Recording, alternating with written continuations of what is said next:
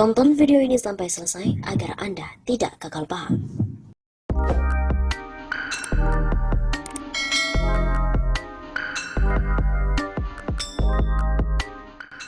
Siapa yang akan nyungsep, Luhut atau Jokowi? Menghadapi serangan publik bukan hal yang mudah bagi seorang pejabat, apalagi pejabat tinggi. Kasus Kepala BPIP, Profesor Yudian menjadi sebuah contoh. Bagaimana kebijakan atau pernyataan yang menimbulkan reaksi dan ketidaksetujuan masyarakat membuat sulit dirinya sendiri. Soal larangan cadar, kemudian agama musuh terbesar Pancasila, hingga salam Pancasila telah menghabisinya. Yudian pun menyerah dan tidak mau berkomentar lagi di depan publik. Puas bicara alias nyungsep. Demikian juga Menteri Kesehatan Terawan yang dengan pernyataan menganggap enteng wabah corona di Indonesia bertubi-tubi menghadapi serangan atau kritikan. Dokter militer ini pun tak berdaya dan diambil alih juru bicara COVID-19 Ahmad Yuryanto untuk menjelaskan banyak persoalan mengenai wabah.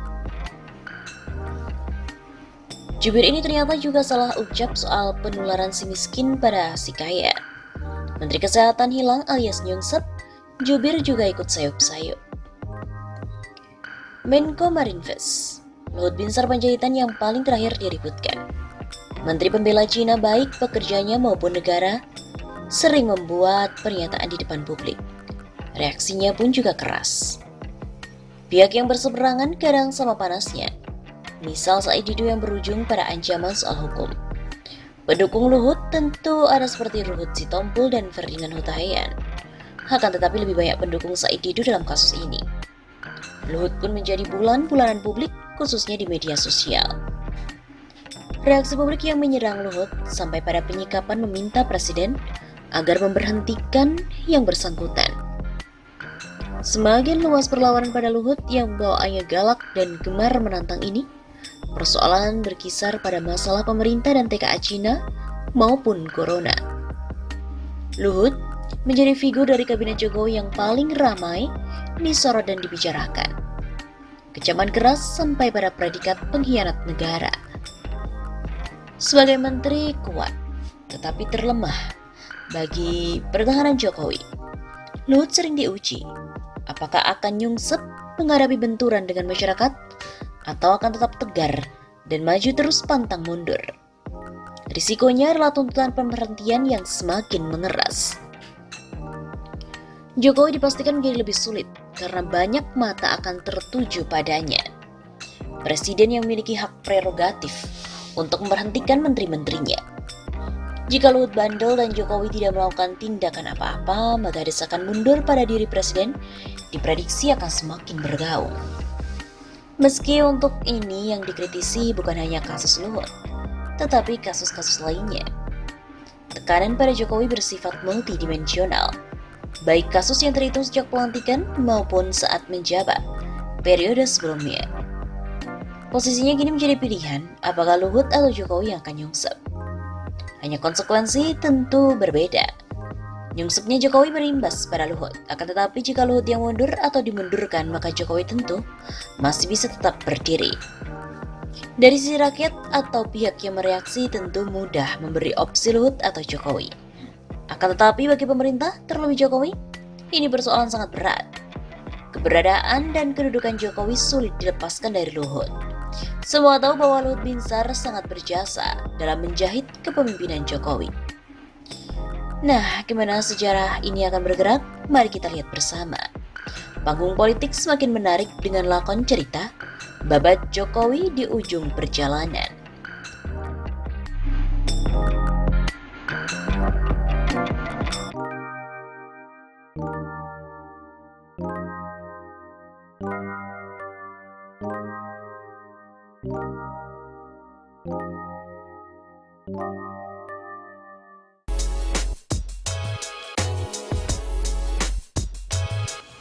Jokowi memang seharusnya mencopot Menteri Luhut, di mana ia tetap menggarap ibu kota baru di tengah wabah corona. Wah, sungguh mengerikan. Persiapan pemindahan ibu kota negara yang terus dijalankan dinilai tidak tepat dilakukan oleh pemerintah di tengah pandemi corona atau COVID-19. Diketahui pemerintah melalui Menteri Koordinator Bidang Kemaritiman dan Investasi, Luhut Binsar Panjaitan memastikan pemindahan ibu kota tetap berjalan. Bahkan kementerian terkait sudah melakukan komunikasi dengan beberapa investor untuk pemindahan ibu kota ke Kalimantan Timur. Pernyataan Luhut ini seolah menutup mata dengan kasus pandemi corona. Begitu kata Direktur Eksekutif Lembaga Analisis Politik Indonesia, Maximus Ramses Lalongkoe, pada hari Minggu 29 Maret kemarin. Harusnya, kata dia, pemerintah bisa lebih peka terhadap kekhawatiran yang tengah dialami oleh masyarakat. Sebab saat ini wabah corona terus-menerus meluas. Berdasarkan data per hari ini, jumlah pasien yang dinyatakan positif corona mencapai 1.285 dengan pasien meninggal 114 orang. Mereka sebagai penguasa seharusnya menghindari dahulu pernyataan-pernyataan yang justru mendapatkan kritikan publik di tengah situasi bangsa yang dilanda bencana dahsyat, bencana yang tak lazim, sehingga hal ini mengganggu aktivitas perekonomian masyarakat.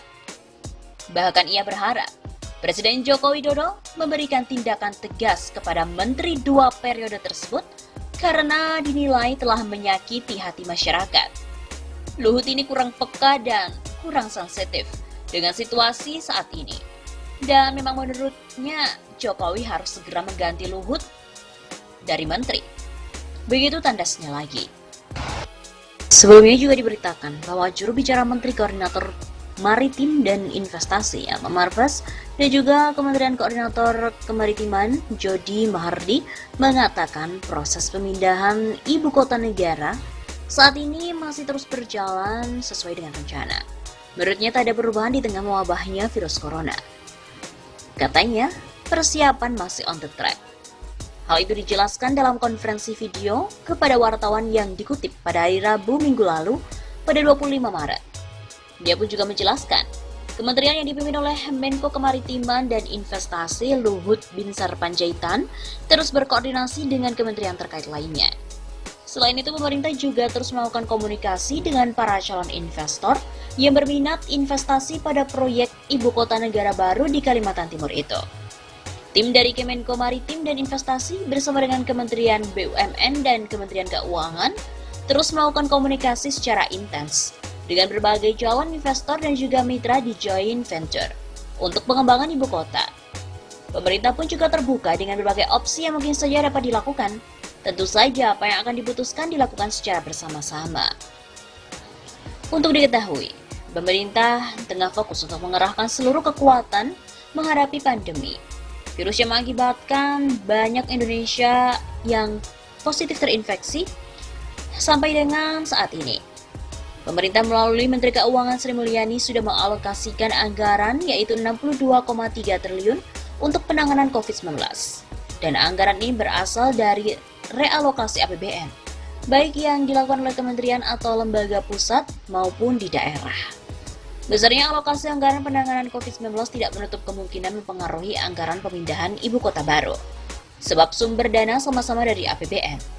Berdasarkan hasil kajian Kementerian PPN atau Bappenas, pemindahan ibu kota negara akan menelan anggaran 466 triliun.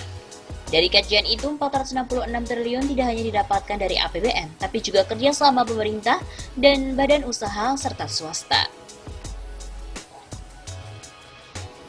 Pemindahan ibu kota di tengah wabah corona ini mendapatkan kritik pula.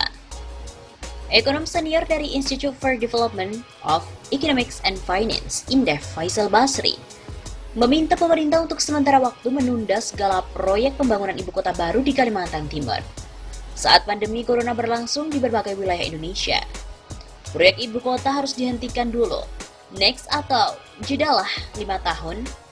Begitu kata Faisal melalui Instagram INDEF pada hari Jumat 27 Maret. Pasalnya ia menaruh kekhawatiran akibat penurunan penerimaan pajak negara sepanjang tahun 2019 yang telah diketahui bersama hanya mencapai 1.332,1 triliun rupiah atau baru sekitar 84,4% dari target dalam anggaran pendapatan dan belanja negara APBN 2019 di mana sebesar 1.577,6 triliun rupiah. Sedangkan ia berujar bahwa Indonesia ini masih memerlukan banyak dana darurat bagi penanganan pandemi corona di berbagai wilayah Indonesia. Oleh karena itu, pemerintah diminta tidak hanya memangkas dana perjalanan dinas Presiden Joko Widodo hingga mencapai 50% dari total keseluruhan anggaran perjalanan dinas Jokowi yang mencapai 43 triliun rupiah. Karena bukan uang saja, tapi perhatian pemerintah. Begitu katanya.